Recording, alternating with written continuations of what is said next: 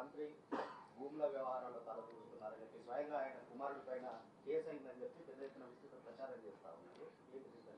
So ఇందాక నేను చెప్పాను కదా, ఇవాళ ప్రభుత్వం ఇంకా వాళ్ళు ప్రభుత్వంలో ఉన్నాము, మేము ప్రభుత్వంలో ఉన్నాం కాబట్టి మంత్రి కొడుకు మీద కేసు పెట్టించామని ఆ వాక్కులు అనేది తప్పు. మేము ప్రభుత్వంలో ఉన్నప్పుడు పారదర్శకత అనేది ఒక మనిషి ఒక కంప్లైంట్ ఇచ్చినప్పుడు ఆ కంప్లైంట్ని పోలీసులు రిజిస్టర్ చేయడం సహజం. రిజిస్టరే చేయొద్దని నేను అనగలుగుతాను, కానీ అలా అనే ఉద్దేశం ఈ ప్రభుత్వానికి లేదు. రిజిస్టర్ అయిన తర్వాత తప్పకుండా దాని మీద నిజ నిర్ధారణ చేసి అధికారులు తన తప్పుంటే నా కొడుకుండని నేనుండని ఇంకొక వ్యక్తి ఉన్నాయి శిక్షకు అర్హుడు.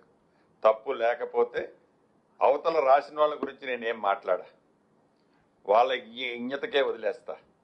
వాళ్ళ తర్వాత దాన్ని వాళ్ళ మనసుని ఎట్లా సరిపెట్టుకుంటారో వాళ్ళే ఆన్సర్ చేస్తారు.